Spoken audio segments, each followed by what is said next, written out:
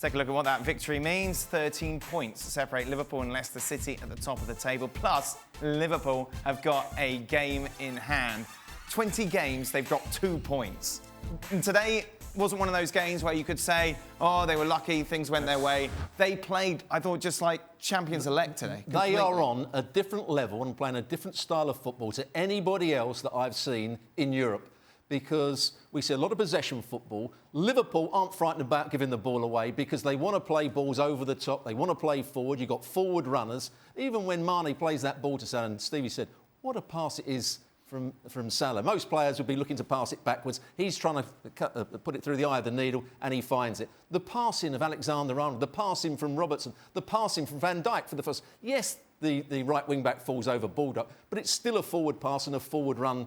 And that's what Liverpool do better than any other side I've seen throughout Europe over the last 2 years. Do you know what we've seen today in the last couple of weeks?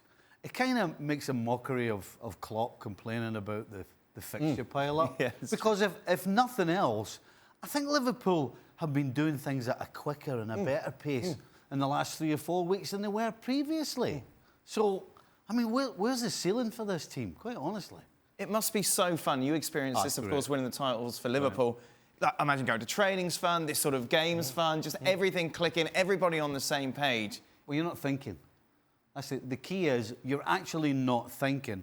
Everything's coming naturally. Everybody's naturally in tune with each other. You know, as I said, they seem to be getting quicker and quicker. And one of the other things, he's not just changing the team all the time. He's not just rotating the team. Yep. He's playing the similar sort of players all the time, so they understand what's required of them. They've got an understanding with each other. They know what ball's going to be played, what run's going to be made. It's been brilliant for them. You know the key? Go on. You step on the field, you know you're going to win. That must be a nice feeling. Oh, my God. Robbo, did you know? Oh, man. No, we never felt that. There you go. Let's welcome Darke to the show as we wish you a happy new year, Darke. Liverpool continuing to make their fans very happy in 2020. Yeah, Happy New Year to everybody there as well. Yeah, they're just such a finely honed machine. And I remember Jurgen Klopp last season calling them his mentality monsters. And I think that's what they are.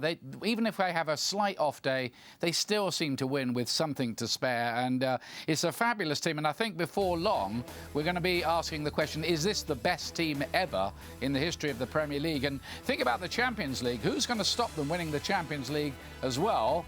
Unless they hit some kind of buffers in the Premier League, because I think they're going to have it won by maybe late March.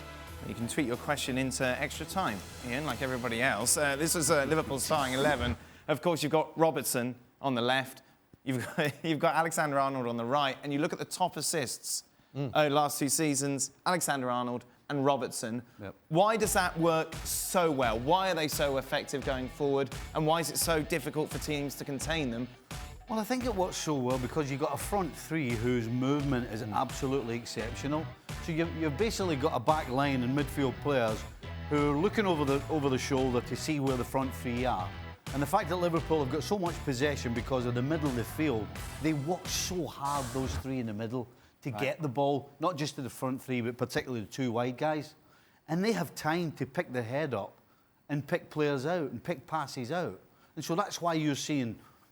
You've got to have the quality they have. Right. You know, you still have to have the quality, but they've got so much time and space to pick passes out, not just because of their ability, but what the front three do as far as movement's concerned. How difficult is it to emulate? For example, if I'm a coach watching Liverpool, I'm like, right, I want to play like them.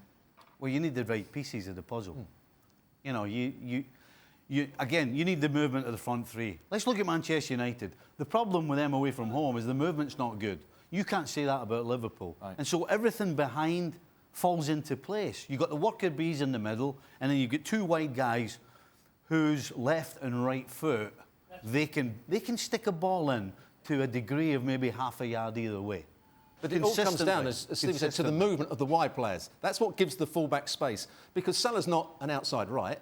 He's an inside right that keeps making runs. He takes the full-back in with him. The centre-half's not sure whether to pick up. Mane does exactly the same on the other side. So when they get the switch of play, it leaves acres of space for Alexander-Arnold to break into. And Sheffield United played with a back 5 today, not with a back 3 and 2 wing-backs pushing on. So any switch of play, Alexander-Arnold's got time on the ball, Robertson's got time on the ball to whip balls in. I love people say, well, you must be able to come up with a way of playing against this. Sure. Well, you can't.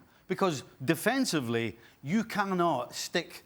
People have tried to put markers on the two fullbacks, but that means there's acres of space in the middle where the front three is going to kill you. So any coach worth his salt is going to keep things tight, and then when it goes wide, you get out as quick as you can. Unfortunately...